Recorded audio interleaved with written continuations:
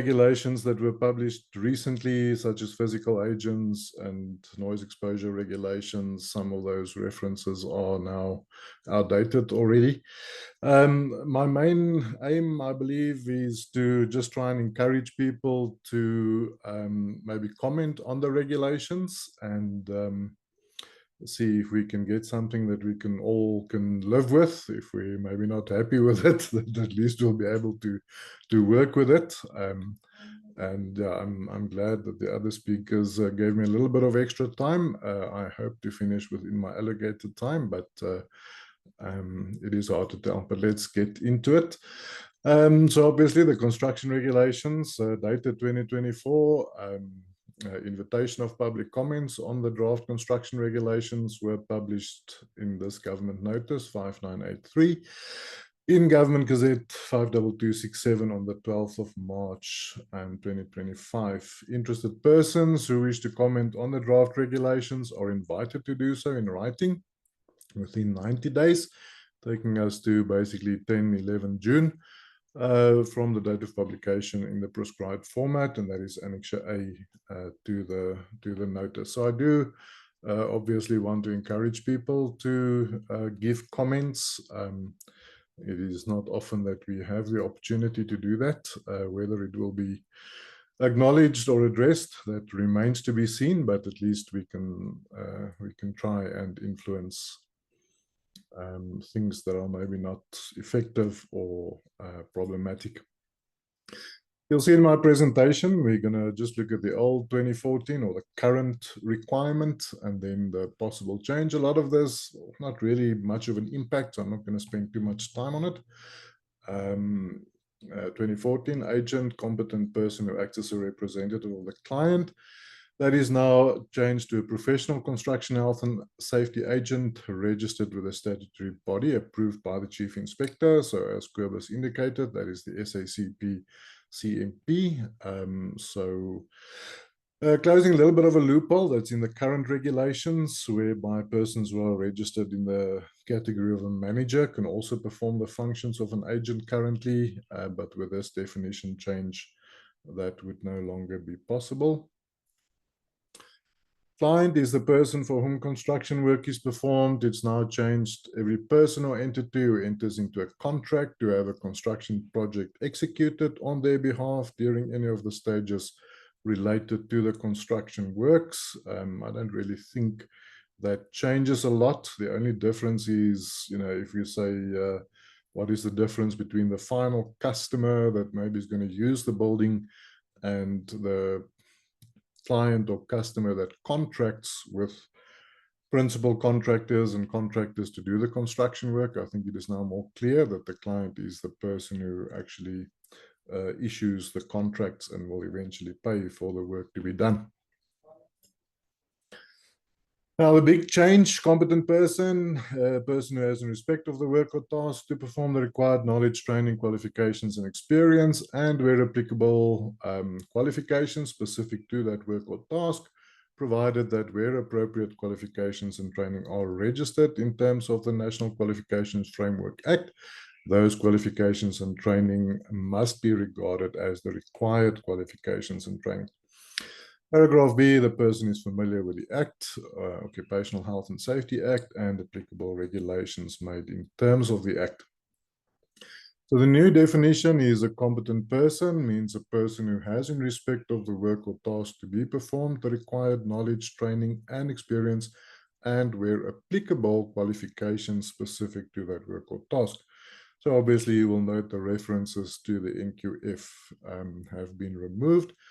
Paragraph B basically remains the same. Person must be familiar with the Act and applicable regulations under the Act.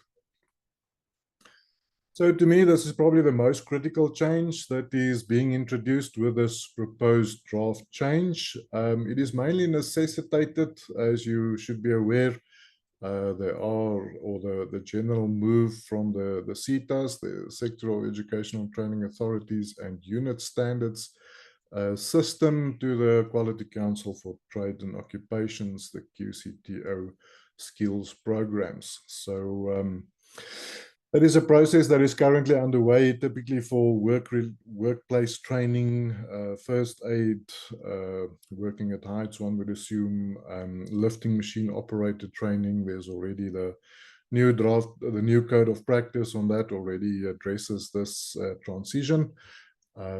Things such as hazard identification, risk assessment training, safety representative training, all those types of trainings will no longer, I think, necessarily be regulated by unit standards. And I don't think unit standards were initially sort of meant or aimed at this type of, which is the correct word, skills programs, things that do not really result in a qualification. The unit standards were initially aimed at, if you acquire enough unit standards in the correct categories, you can actually get a qualification for that.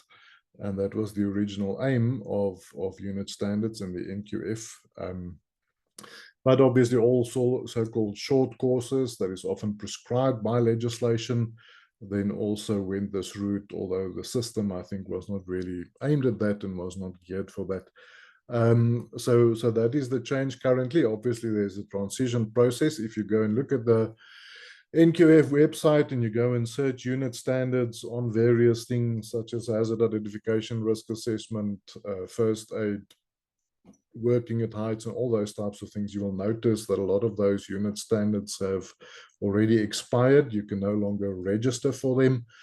There have been some extensions I have seen. There are still, although you can no longer register for them, you still have time until next year to actually complete them to get your unit standards. But I think we must all accept that these things are going to disappear, and it's going to be regulated by the QCTO through skills programs.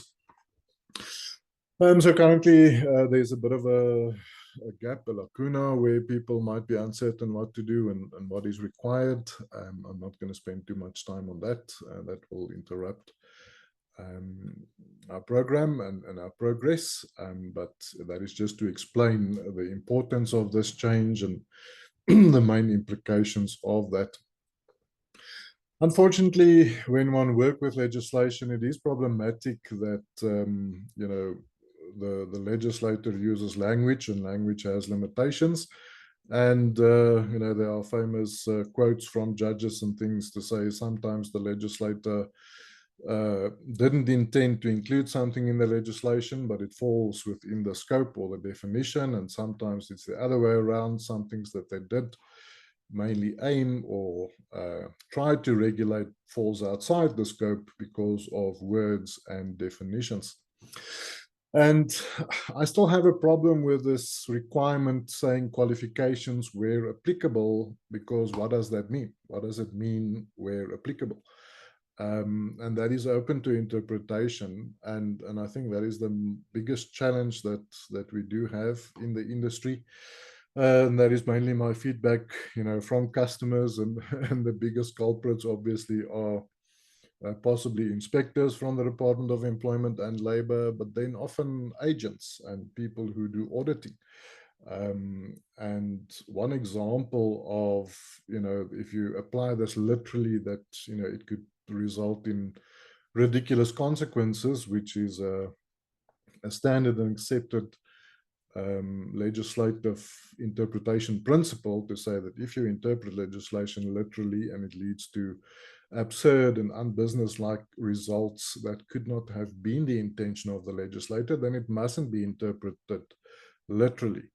But I mean, that can only be determined and ruled on by a court. So obviously construction companies sit with the problems of getting findings and things that they have to address. So if you look at Construction Regulation 9, the risk assessment requirement, and it states there that the contractor must ensure that a competent person must inform persons and train persons on the hazards on the construction sites. And I actually had customers coming back to me who had findings from auditors, where the safety officer or whoever did the induction training, they say, no, this person isn't competent because he doesn't have a training qualification. He must be a teacher or at least train the trainer qualification to be a competent person to do induction training. And I think that's ridiculous. And I don't think that was the intention of the legislator at all. And if you keep this sort of wording and this definition, that sort of problem is going to persist. And I think my main message always have been with the construction regulations, and it still remains the same. It is unfortunately a one size fits all approach. So when we talk about construction, everybody thinks about a George building, a new 10-story building that's built from scratch, and there's 40 people on site and different contractors and things like that. But if you look at the definition, which hasn't changed, you'll see that the scope of application is very wide. I always use the example of repairing a brick wall. If you have a brick wall around your property and a tree fell on it and a few bricks were knocked out, and you get two people to come and repair that wall for you, it squarely falls within the construction regulations, and you have to comply with everything in there. Meaning that if you yourself want to warn people about the hazards of repairing that wall, you must have a train-the-trainer qualification. And you can think of small construction companies where they don't even have a full-time safety officer. They rely on so-called safety representatives to fulfill a lot of these functions. It's just not feasible. We can talk about construction managers. Kobus mentioned now, and we're going to see obviously where this is going to go with having to be registered as a construction manager, to be a construction manager. Once again, if you think about small jobs, that is not going to be feasible, and it's not possible to prescribe that in legislation. So I do like to ask people and encourage people to comment on this definition, but just on the ground that it's too vague. What do you mean by where applicable? Who is going to determine when a qualification is applicable and when a qualification isn't applicable? I mean, the Department of Employment and Labor themselves wrote a big document that is available on their website on the interpretation of competent person, and they basically declare and say, they can't say, it's not up to them to say whether somebody is competent or not. That remains with the employer. And yes, it is the employer that ultimately has the risk if they put people in positions that they are not competent to perform those tasks. So yeah, I think I don't necessarily know what the answer is on how to word this differently, not to grab everybody by the same net that would not be necessary and that they cannot meet. But it is still too vague, in my opinion, and still too open to different interpretations from different persons, and we're still going to have sort of the same problems. We're probably going to have more problems, because if we don't have a unit standard or a skills program for something, then who is going to determine competency? Now, the new definition is that of the construction health and safety manager, also somebody that is registered with a statutory body. So Kobus have explained that quite effectively. It is mainly optional. So the definition obviously is just a definition. The requirement maybe not have such a big impact, but it could have. I'm worried about this one as well, but we will get to that when we get to that. All right, the construction manager definition has changed, just a small word change. I don't really know what the need for that is. Change from management of resources to managing processes. So to me, that's just a bit of a cosmetic change.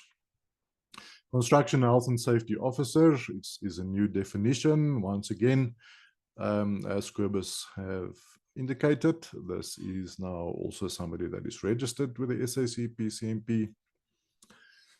Contractor, an employer who performs construction work. So I don't think that was ever not very clear. They've expanded it a little, but I think it's unnecessary. I mean, it basically says the same thing. Is an employer who performs construction work and includes an organization or self-employed persons that contracts with a client, a principal contractor, or a other contractor to carry out construction work. So maybe a little bit more detailed, but it's not something that I think anybody had significant concerns with in the past. The previous existing definition of design in relation to any structure includes drawings, calculations, design details, and specifications. Sorry, just a note on my slide layout. Maybe you have caught on by now. Blue would be sort of changes in, new requirements, and things that are in italic are basically my commentary on the change. The proposed new definition: design includes drawings, design details, specifications, and bills of quantities. So this is a new requirement, including specifications of articles or substances relating to a structure, and calculations prepared. So that one's there. So bills of quantities seemingly is currently already an issue with some inspectors. I've had a few customers who's given me feedback to say that inspectors have asked for their bills of quantities. They wouldn't really be entitled to that information, in my opinion, currently. A lot of that would be commercially confidential, I would even guess. I could assume the reason to be to determine whether a construction work permit would have been required for that construction work or not. So that would be sort of, I suppose, the only reason. And obviously, if they want to see specific coverage and provision for cost of health and safety compliance that contractors must submit, that is also one of the reasons there. But yeah, it is something to think about if you do your comments. If, to what extent do we think the inspectorate would be entitled to see bills of quantities and pricing information, for example. I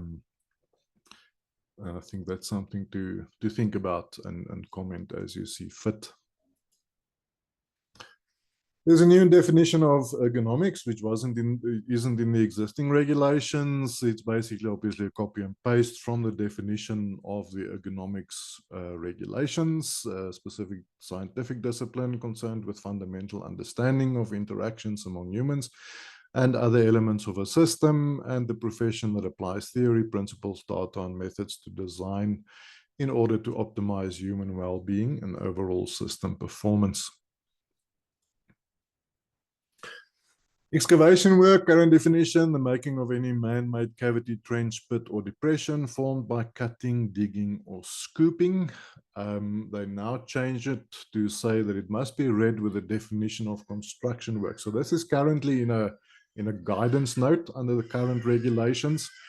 And obviously the intent of that is to exclude planting a tree from being construction work. That is one of the examples of where a word is used and the interpretation of that word.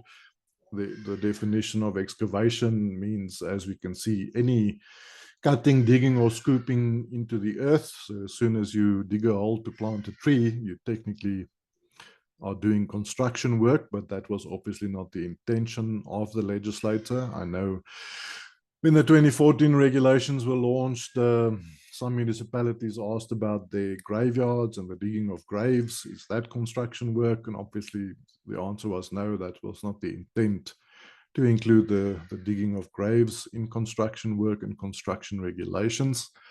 So it is still pretty much open and still very wide, but they've just now specifically said that obviously the excavation must be related to other construction work. It's not an aspect on its own that would necessarily be construction work. Health and safety file currently is defined as a file or other record containing the information in writing required by these regulations. The proposed new definition is a file prepared under Regulation 7.1b, which is poor wording because that only refers to the principal contractor's safety file and does not include all the other contractors' health and safety files.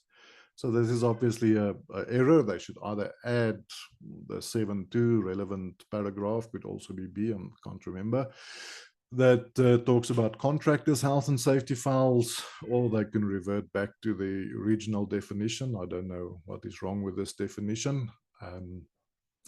So yeah, please comment on this one. This is not correct. Material waste means waste used to lower or raise material and equipment, excluding passengers. Obviously, as soon as passengers are transported in any such conveyance, it becomes a lift and needs to comply with the lift, escalator, and passenger conveyor regulations. They've changed that to say it's also still a waste used to lower or raise material and includes cantilevered platform waste, mobile wastes, friction drive waste, scaffold wastes, rack and pinion hoists, and combination hoists. So they just added some specific examples of hoists that would still be seen as material hoists.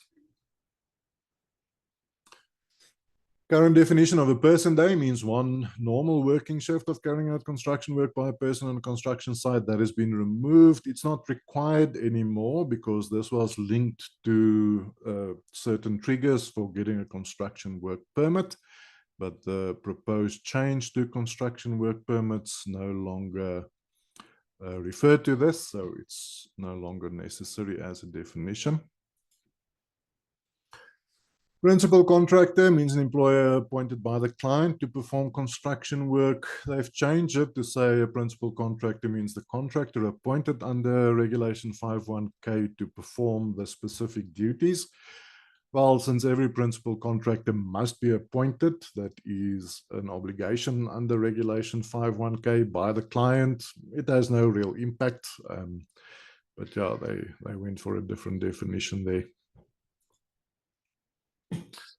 There's a new definition for project, means a project which includes or is intended to include construction work and includes all planning, design, management, or other work involved in a project until the end of the construction phase. So Kobus did explain that as well as, from the perspective of the SSE PCMP and the Construction Industry Development Board Act. That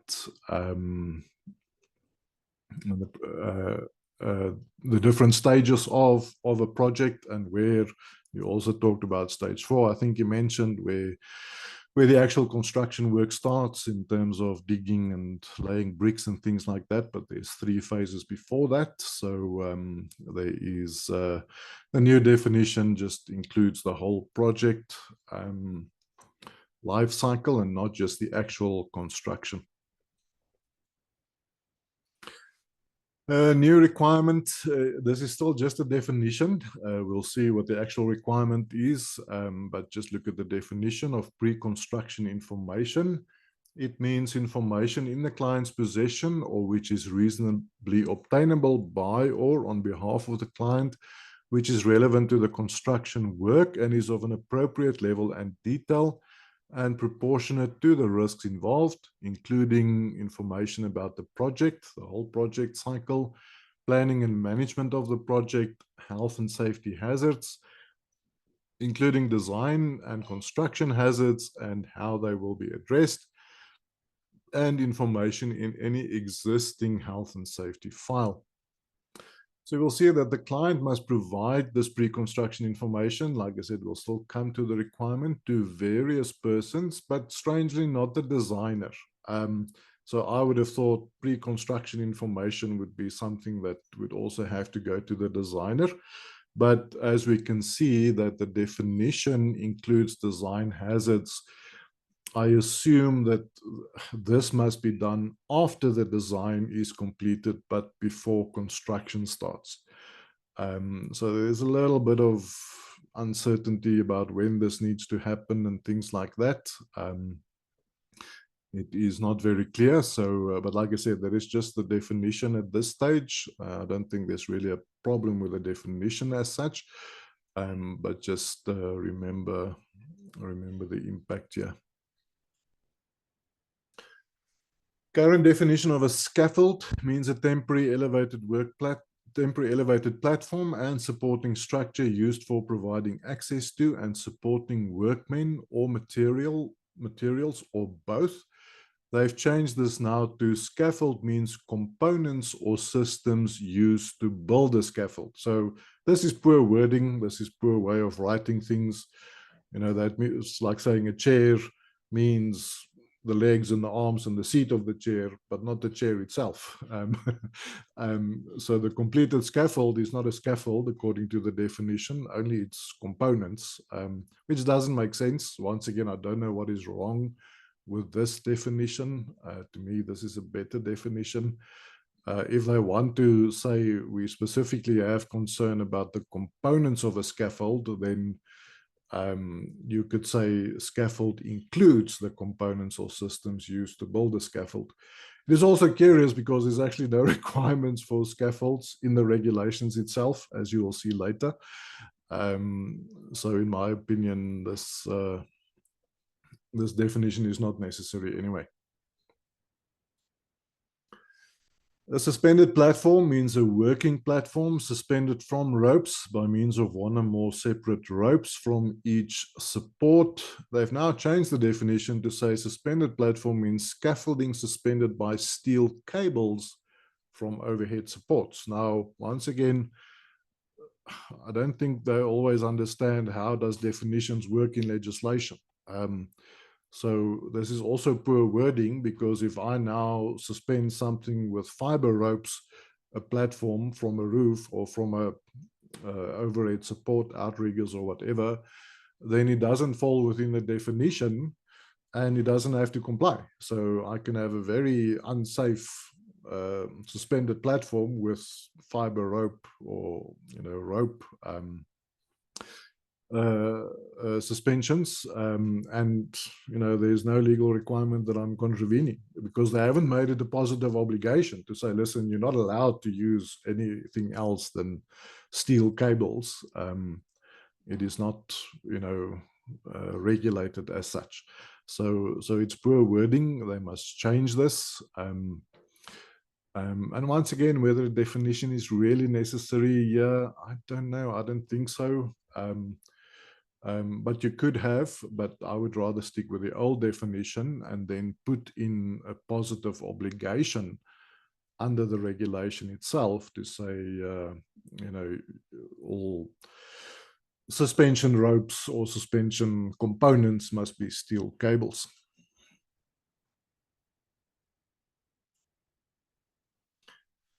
Right, scope of application. So that was just regulation 1, all the definitions, but we're almost halfway through the presentation already. So most of the changes are in the definitions. There are some minor changes further on that we will still see, but basically half of the changes are in definitions. Regulation 2, the scope of application. Currently it states the regulations are applicable to all persons involved in construction work. That remains the same. They just add for the duration of the project life cycle. So this is where the definition of project becomes relevant. And then regulation 11.1.2, and this is one that most people are not complying with. It was always there, but it was problematic because a lot of customers would look at, or a lot of clients, employers, that's the right word, a lot of employers would look at the construction regulations. Okay, this is only applicable to construction work. I'm not doing construction work, so it's not applicable to me. But there is that regulation 11.1.2, that is the obligation of the owner of the structure after completion to have regular inspections conducted by a competent person, 6 monthly for the first 2 years, and then annually thereafter for the whole life cycle of the structure. And like I said, 99% probably of building owners in South Africa are not complying with this requirement. So it's now just clear from the scope of application that that particular regulation applies to owners of structures after the construction is completed. Right, so obviously the interesting, the challenging one, so this is the other sort of big change. It's not really a big change, but it obviously still has a big impact, is the requirement for a construction work permit. So I don't have the current wording in there because we're currently working under temporary exemption anyway. So the requirements under the current regulations of when a construction work permit from the Department of Employment and Labour is required do not apply at the moment. The 2018 temporary exemption applies, but I didn't want to clutter the slide with having that in there. The new requirement will be any construction work that exceeds 365 days. Right, so that one obviously is problematic. What I know about construction is we plan something to take only 200 days and then it ends up taking 400 days. So when do we know when this one becomes applicable? Is it if we are planning, because now rain and things like that, we all know you're in the construction industry, the possible delays, do we say initial planned project completion? How do we determine? Is it only once we exceed? Now we're already 99% complete with the construction. Now we suddenly need to apply for a permit because we've gone over the 365 days. So it's bad, once again, very, very bad wording and bad description. So please comment on this one. We need more clarity. Exceed planned 365 construction days. So is that, actual work days? Obviously 365 days is a calendar year. So one would assume that would not just be work days, but actual days. That's also the Interpretation Act states that. So that is a normal calendar year. But the big problem is obviously the monetary one. And here they use the word works contract. Why? I mean, it's nowhere defined. What is the works contract? And it's also not their intent. So the works contract is of a value exceeding Construction Industry Development Board grading level 7, which is currently 60 million rand, which is the current alignment as well. With a monetary value as interpreted by the Department of Employment and Labour when a construction work permit would be required. And then a new one exceeding 2 stories above ground level. Right, so remember this is or. So any one of these three will trigger the requirement to need a construction work permit. I've already had questions about this 2 stories above ground level. We know with a lot of modern buildings, they build like 4 basements for parking, and then there might be a ground level, and then there might be just 1 or 2 stories because a big part of modern buildings now is parking space. So if you have 3 basements, a ground story, and a first story, you do not trigger this requirement because they specifically talk about ground level. They do not talk about basement level or foundation level or anything like that. So once again, open to different interpretation and vagueness, and probably not meeting the objective that they want to achieve. So please comment on this as well. Right, so I've already discussed some of my comments. Like I said, works contract is not defined. And the problem with this, and this is the current problem as well. So the Department of Labour inspectors can tell you and say, no, so we talked about bill of quantities and things like that. And they can say, listen, but I want to see your total project value, because most construction projects, there are more than one contract. So obviously you contract with principal contractors and they subcontract. So there might be, even if we look at a George type building, type of construction that the Department of Employment and Labour has in mind when writing these regulations, there could be 10 different contracts. So which contract do you use? Do you add all of them up? And also this allows obviously for avoiding the obligation to limiting your contracts to have the contract below 60 million rand. Obviously the 365 days is still an issue, and there's 2 stories above ground level. But if it's purely on monetary value, there's currently a lot of ways still to avoid that monetary value and not having needing a permit. So once again, this is still too vague. It's still too open to interpretation, and once again, it's open to avoidance. And avoidance is lawful. When we talk about tax law, there's a difference between tax evasion, which is unlawful ways of not paying tax that you have to, and tax avoidance, which are legal ways of not paying tax that you maybe could. And the same applies here. There would be lawful ways of bypassing this requirement on monetary value if it's not, expressly prescribed and defined. They've got like 3 short paragraphs there, but this is really a critical thing. Why don't you have like more explanations and expansion and clarification and all sorts of things that you can to draw the line more clearly on when a construction work permit is required or not.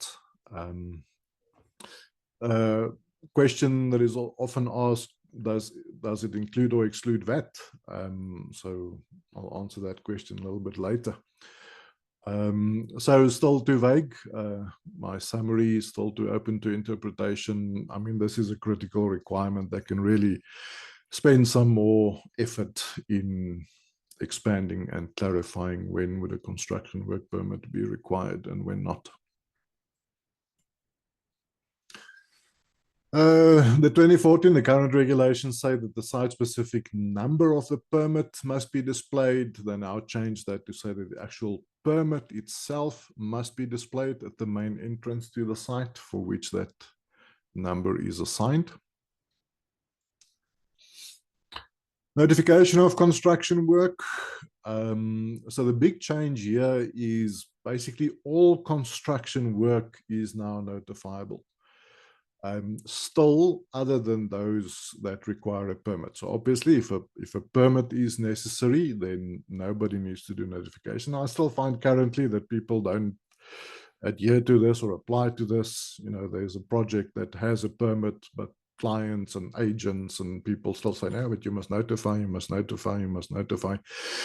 That is currently not necessary. It won't be necessary also under the new regulations, should it be passed like this. Obviously, if a permit is in place, no notification is necessary. But they've removed the requirement, so that is the green on my system, on the color code. Things that are in green in the existing regulations are basically removed from the new ones. So the requirement that only excavation work working at a height where there's a risk of falling, the demolition of a structure or use of explosives to perform construction work would require notification, will be removed, and all construction work will be notifiable. There are major problems with this. There always have been, and they haven't addressed that. There's no provision for emergency work. I mean, it was well over the news when that ducting at Kusile power station collapsed, and obviously that had to be demolished and things like that. So if you have a partial collapse during a storm and you have to demolish a structure, you can't. You legally can't do that work because you must notify the Department of Labor 7 days before you're allowed to start that work. If your water main pipe is leaking, you can't dig it up and repair it. Those activities fall squarely within the definition of construction work, unless you have notified the Department of Employment and Labor 7 days before. Otherwise, you are breaking the law. So please comment on this. There must be some exemption for emergency work that cannot wait for 7 days. And that falls within the definition of construction work. And then, I'm asking for exclusion for existing industrial sites. It's not limited to industrial sites. I think it applies to all buildings and all property owners and employers, even if you just have a little shop or an office building or something like that. Apart from emergency work, I mean, there's a lot of things that gets done that still falls within the definition of construction work. And I've already mentioned the repair to the brick wall. So any repair to a building. So you might remember that the 2003 regulations included maintenance to a building, but that was too wide. So they removed the word maintenance, but there's still repair, there's still renovation. Those words are still there. So once again, I mean, if we have a storm and a roof panel in a factory or a tile on your roof is damaged, you cannot repair it unless you have given the Department of Labor 7 days notice. And you have to notice these things all the time. So today I'm repairing this, this roof. I need to notify the department, then I can start in 7 days. I also want to, you know, retile the bathroom, retiling, renovation. That falls within the definition of construction work. So now I need to notify that. So some of these large industrial sites, you think of Eskom power stations, Saiosh sites, large factories, they would have to send out, 10, 12 notifications every day of repairs that they're doing to buildings and structures and things where people can fall. So once again, I don't think it was the intent of the legislator to include these activities in the regulations, but they are there. They fall squarely within the wording and the scope. And once again, it's not going to be an easy one to fix. It might be quite difficult to say, okay, what do we give exemptions for and what would not be necessary? And I've even heard of inspectors who are irritated with getting all these notifications because, I mean, somebody's got to read these things. And, if we're all going to comply, once again, I think 98% of employers who do these types of things are not compliant. They do not notify. But I think if everybody starts complying, the Department of Employment and Labor is going to be inundated and even more overwhelmed than they currently seem to be. So yeah, please comment on this. Why do we need notification for each and everything? Well, they add a new requirement, sub-regulation 3, a client. So remember, it's normally the contractor who performs the construction work that must do the notification. It's the client who needs to apply for a permit if a permit is applicable. Now they say that a client intending to carry out any construction work, other once again than those requiring a permit, and is registered on the Register of Project in terms of the Construction Industry Development Board Act, must notify the provincial director in writing at least 7 days before commencing of the work, and the notification must be in Annex 2. That's the normal notification requirement. Why? This is unnecessary. All construction work must be notified anyway. So now you want 4 different notifications. Every contractor who's going to work on this project must notify, and the client must notify. What's the point of that? I mean, there's no point in that. So please, this is an unnecessary requirement. All construction work, except those requiring a permit, must be notified anyway.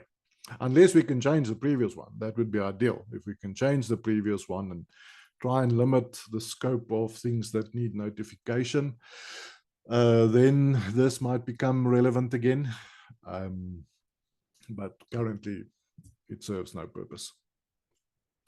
Just to show you what that means, so the Construction Industry Development Board Act, the regulations from 2004, just the item on the VAT that I've mentioned earlier. So in these regulations, they state that the rand value, tendered price, contract value, or project value, wherever it appears in these regulations, this is the Construction Industry Development Board regulations, includes value-added tax, includes VAT. So a court, when they interpret if that requirement stays the same under the construction regulations for when a construction work permit is required, would obviously or can refer to this legislation to say it should be interpreted as inclusive of VAT, that 60 million rand.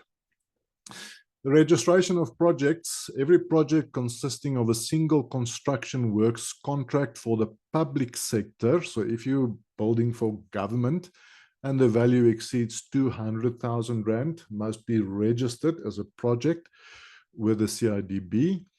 For private sector contracts, so if you are obviously building for a private sector client, and public entities listed in Schedule 2 of the Public Finance Management Act, so these are not direct government departments, but probably entities such as Eskom and the post office and those type of people, of the value of which exceeds 10 million rand, must be registered.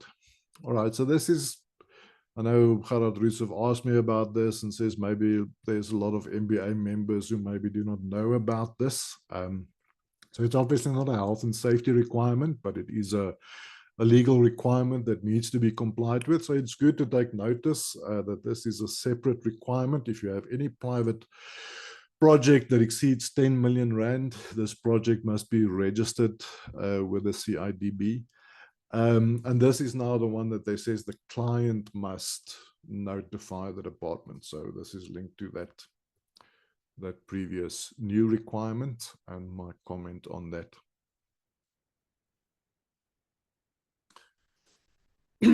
All right. Currently, a client must prepare a baseline risk assessment for an intended construction work project. They've changed it to say the client must ensure that all pre-construction information, so remember we had the definition of pre-construction information, is provided to the agent and the contractor and on request to an inspector. So like I said, this is not something that has to go to the designer. So one would assume this happens after the design stage. Prepare a documented design risk assessment for an intended construction work project. So basically, this changed from baseline risk assessment to design risk assessment. And it makes sense. I understand that. I had questions and comments, obviously, from people, under the current requirements to say that the client must do a baseline risk assessment for the project, where clients are saying, but how can I do a risk assessment? I don't know how the contractor is going to do the construction. I don't know what equipment and machinery he's going to use. I don't know how many people he's going to have here. How can I do a risk assessment for that? And that was never the intent of this risk assessment. The intent was not for the client to assess the construction risks during the construction, because the requirement for this was based on this risk assessment. The client must prepare a site-specific health and safety specification that first goes to the designer to consider in his design. And then later also goes to the principal contractors who are invited to tender. Obviously, they have to accommodate those requirements into their tenders for pricing and things like that. So I think the change is there to clarify this, to say that what we expect from clients is to say what information is in the client's possession that either the designer needs to know about or the actual contractors need to know about. And that's why I said, to me, this is a gap, that they don't say that this design risk assessment from the client must first go to the designer. I mean, that would be critical. But yeah, it's maybe to clarify that situation. What do we expect from the so-called baseline risk assessment from the client? It's not assessing the risks on how the contractor is going to construct, but the risks that are present maybe on site. And we'll see later, obviously, it includes geoscience, technical aspects, soil conditions, and all those types of things that are relevant. So, yeah, I don't really have much of a problem, but there's still gray areas. So what if the risks changed after the design? The client does a risk assessment and say, okay, well, if people are going to build here, there's overhead electrical cables or something like that, or underground gas lines or water lines or things like that. So I tell that to the designer. The designer says, okay, no, we can rather design it like this to avoid those hazards and risks on site. Then obviously that risk assessment changes. So that will have to go back to the client for a revision to go to the contractor then for tendering purposes.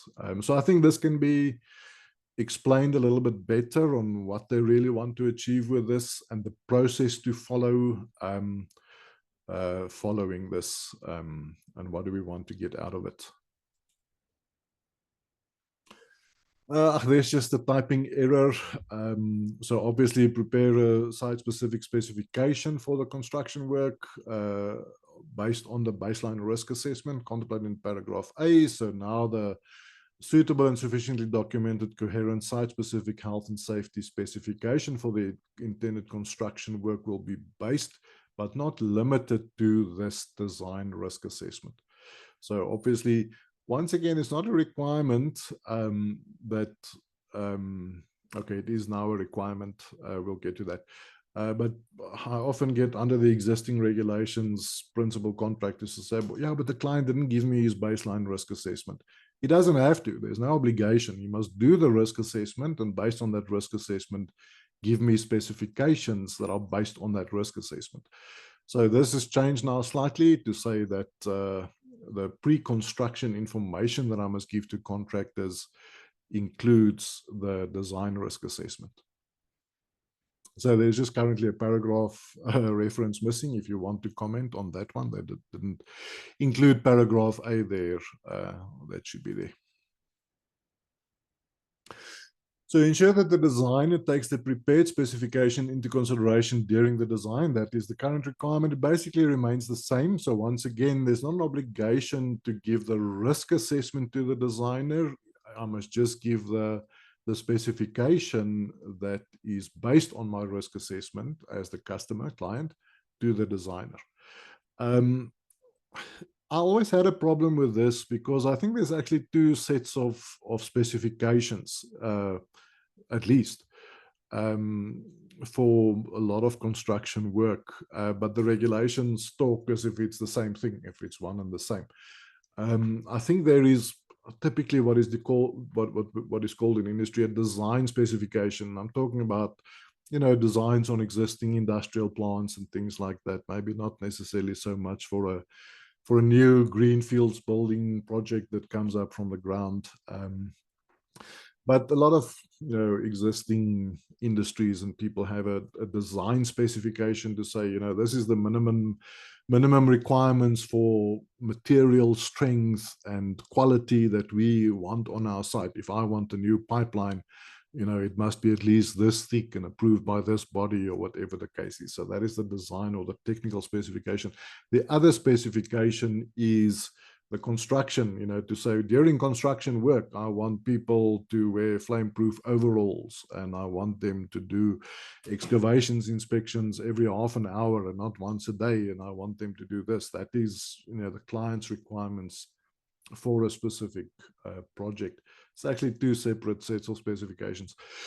But anyway, that is still the same. But I still think there would be a difference because if I give something to a designer and he gives me a design report, some of the obligations and the designer's duties haven't changed, is to inform the contractor of any, or inform the client, and the client then by implication must inform contractors of any dangerous construction processes or construction hazards. So the specifications will actually change. It will now be the designer says, listen, but you need to add this and you need to add that. Provide a written report. So this is in addition, as you can see with my color code, the new blue requirement is the designer must provide to the client a written design report. I think a lot of clients have asked for that. Agents have typically asked for that, I know, but it is now specifically obligated under the new regulations, or will be. Duties of clients: take reasonable steps to ensure cooperation between all contractors appointed by the client to ensure everybody can comply. It basically still states the same. They just added to say that where there are multiple contractors, principal contractors, or contractors on site appointed by the client shall coordinate cooperation between contractors to ensure health and safety control. There's actually a repetition in the current regulations on this requirement. I think it's under Regulation 5 and then under Regulation 7, duties of principal contractors and contractors again, or it's twice in Regulation 5. I just know it is repeated. I actually haven't seen whether this change has removed that repetition. But yeah, there's just that change. Right, as far as health and safety files are concerned, the only change there really on these requirements is that they now expressly acknowledge electronic health and safety files, which is nice. I mean, it's unnecessary. We have the Electronic Communications and Transactions Act anyway that says where any legislation requires a document, that document is allowed to be in electronic form. So it was always allowed But I think obviously because of some inspectors and things like that, they have now just specifically added electronic documentation as being acceptable. Right, so this is the interesting one, obviously. The legal appointments, management and supervision of construction work, Regulation 8. The changes there, and a very interesting one, and I see it as a positive change, is that currently a 2 principal contractor must appoint one or more assistant construction managers. This is now optional. A principal contractor may appoint in writing one or more construction managers for different sections thereof. And this is, like I said, one of the main challenges with this regulation is the one-size-fits-all approach, that we have a picture in mind of a new building going up where there's 10 different contractors and 100 people working on site, but the regulations cover 2 people repairing a brick wall. So between those 2 people, I mean, they must have a construction manager, assistant construction manager, construction supervisor, assistant construction supervisor, safety officer, risk assessor, fall protection planner, first aider, I don't know what else, 10 appointments between 2 people. So I mean, that's just ridiculous. I have a lot of sympathy for the small guy, and I think about them, and yeah, it's so this is a positive change, that assistant construction managers would be an optional appointment. Where the construction manager has not appointed assistants or an efficient number of assistants, the inspector must direct the contracted to appoint them. So that has been removed. So because it is optional or whatever, and they've even removed the right of an inspector, or the power of an inspector to actually instruct you to appoint assistant construction managers. The construction manager, that's a current sub-regulation 4, may manage any construction work on any construction site other than the site in respect of which he or she has been appointed. So this has been removed because it's superfluous. 8.1 always used to say, and still say, that the construction manager must be full-time on a single site. So a construction manager cannot manage more than one construction site. He or she must be full-time on a single site. So this has always been there. It is still there.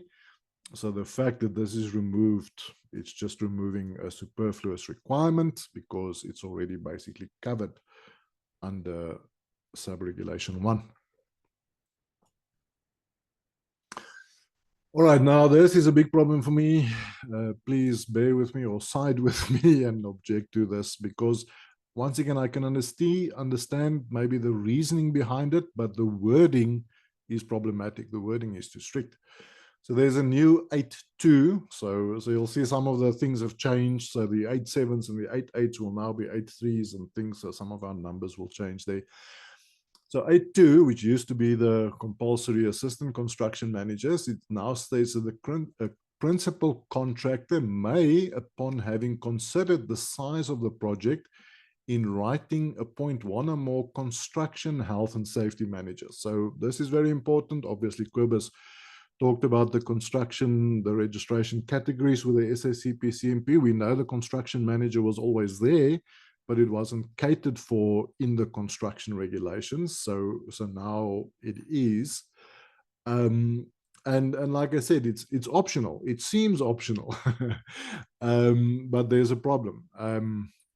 And this is with the powers of the inspector, and we'll get to that. So a principal contractor may appoint one or more construction health and safety managers for different sections thereof to ensure health and safety compliance. Just a general, if you want to comment, I have a general problem with saying, you may. Of course you may. If the legislation doesn't prohibit you from doing anything, you may do it. So, it's like people saying, we can write in the regulations, an employer may appoint a health and safety consultant from Saiosh, registered with the Saiosh, I'm getting some advertising for you here, to assist them with their health and safety compliance. Of course they may. I mean, there's a whole industry of health and safety consultants that assist employers with compliance. So this thing to say may, I don't like it in legislation because it's unnecessary. If you don't prohibit me from doing something, I may do what I want. So I can say I may apply the ISO 45001 system. Of course I may. I may apply American legislation on my construction site. Of course I may. So I don't like this may. I think it should be removed. Kobus, no offense to your objectives here. And sorry for stepping on toes, but I don't like this. I don't like this. Because the problem is now the next one. Sorry, not the next one. We're getting to that one.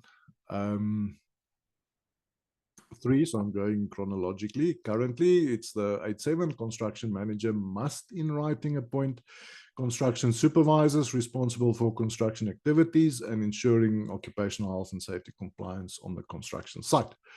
Now the 3A is now the equivalent for the supervisors. Construction manager must in writing appoint supervisors. So this is still compulsory. Even if we just have 2 people, one must be the manager and the other one must be the supervisor. Note this, I mean, there was a lot of, and people don't always apply this and interpret this the way that it should be. It's the construction manager that must make this appointment. That means somebody from the principal contractor.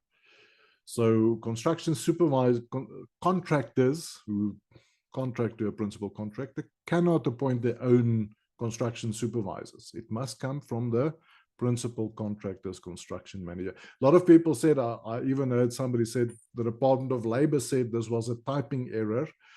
They didn't mean it to read like this, but it's still like that. So they still say that the construction supervisor appointments, which would now be the 83As, must be made by the construction manager.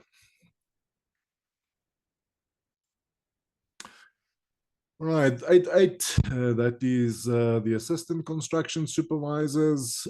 It is a must. And it is still a must. So it is still a must.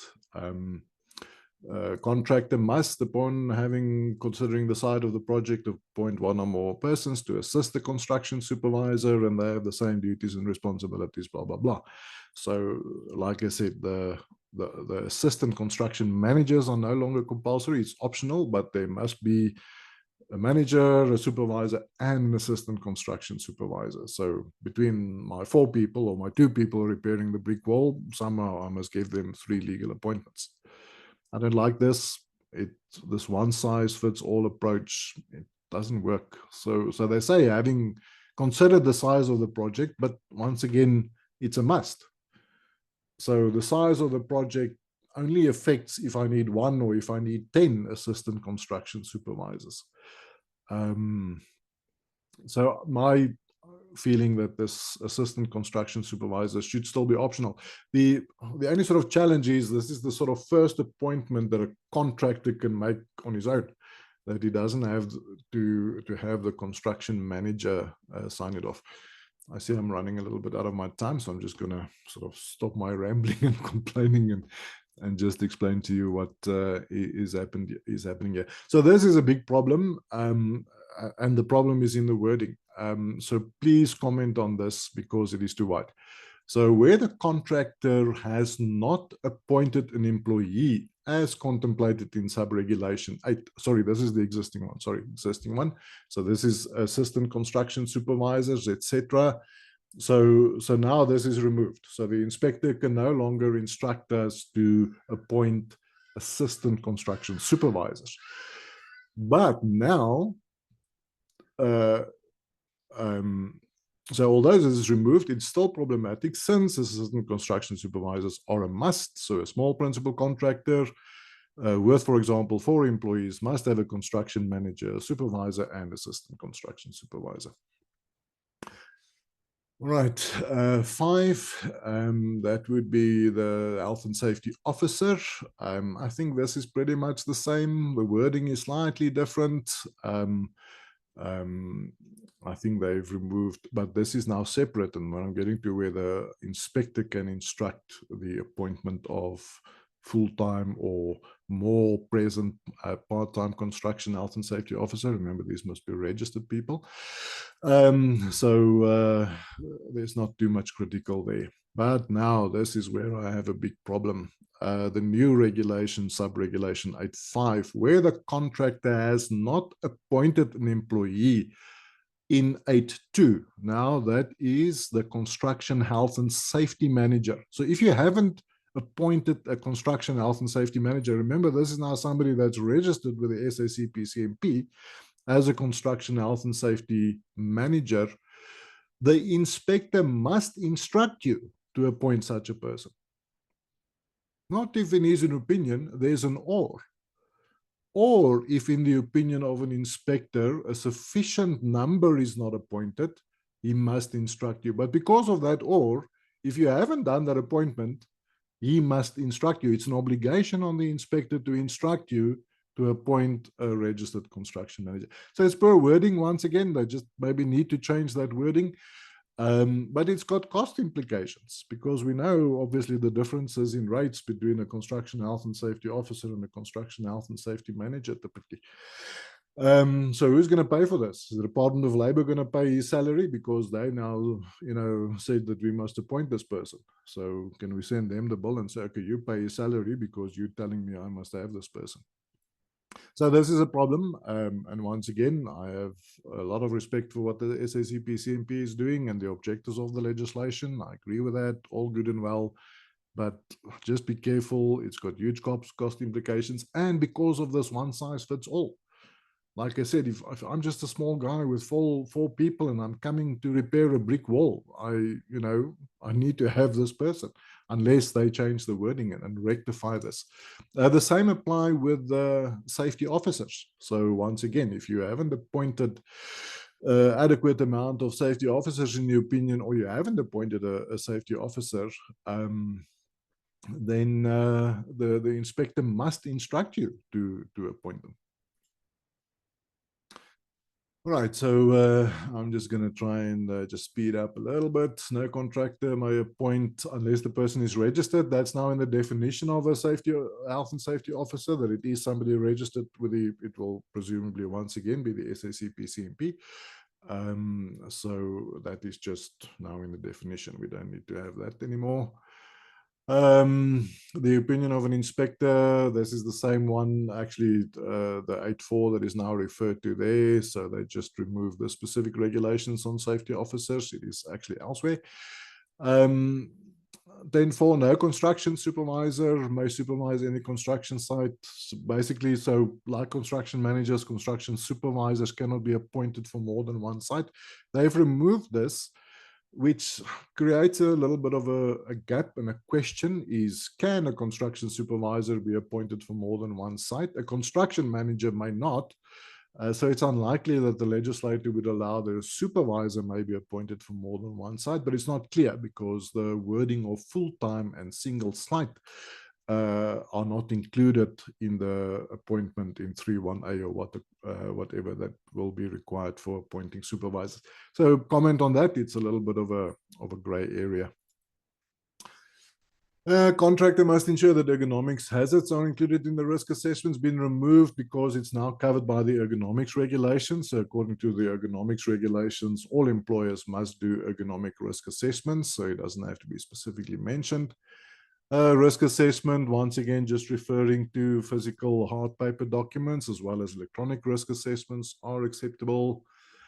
The review of the risk assessment, they've just added when the risk assessment needs to be reviewed as contemplated in 9.1d and E. That is according to your own monitoring and review plan. You must review it. And then they now stipulate at least every 12 months. So all risk assessments for construction work obviously must be updated if there are changes, etc., but also at least every 12 months. This is just some wording changes on declaring an excavation safe to saying that no shoring or bracing is required. So just from the professional technologists, they now refer to the geotechnical report. So that is just a minor change there. Just precautions on excavations, not placing any load unless precautions such as bracing is taken. To saying you should not place a load next to an excavation unless it is braced. But I mean, that's sort of unnecessary because your excavation obviously needs to be braced or not, depending on the other requirements in the regulation. So the overall obligation is just, once again, not to place loads where it could have impact on the stability of the excavation. Now, just a little bit of more freedom and leeway of protecting certain excavations that are typically accessible to the public, etc., with the barricades and things like that, to say, well, if that is not feasible or practicable, then you must resort to other suitable and sufficient precautionary measures to protect members of the public and other persons from falling into an excavation. Just a change, the requirements for waste chutes are now, that used to be in the regulation dealing with demolition work, as will now be transferred to the regulation for housekeeping and general safeguarding. So they just moved it to that one. So the scaffolding, like I said earlier, the definition, there's almost no point of a definition because there's nothing in the new regulation. The current ones say you must appoint a competent person to ensure all scaffolding operations are carried out under his or her supervision, and all scaffold directors, team leaders, and inspectors must be competent to carry out their work. That has been removed. The only requirement now is referring to the incorporated standard. So I don't really think the definition of scaffolding is necessary because the incorporated standard will have a definition anyway.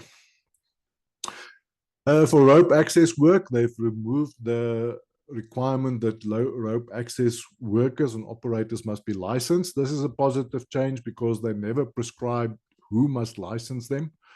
So that was always vague. Now they must just be competent to carry out their work. So that is just better wording. Water environments, the main change with specific things to say life jackets and things like that, it must now basically be addressed in your fall protection plan. So obviously, fall protection plan is for falling from, off, or into. That would include falling into water bodies. So that is now how that would be regulated. The fall protection plan must specifically stipulate how falling into water would be managed. And with a little bit of rushing, I managed to meet the deadline. There are other changes to the composition of the Construction Health and Safety Technical Committee. This is the committee, obviously, that advises the minister on amending the regulations. So there's some proposed changes to that you can read yourself and comment if you're interested on that. And then the approved inspection authority regulation has been removed. I've never seen an approved inspection authority for construction work. So that, I don't know what the intent of that was, but that never materialized. So they just removed that regulation.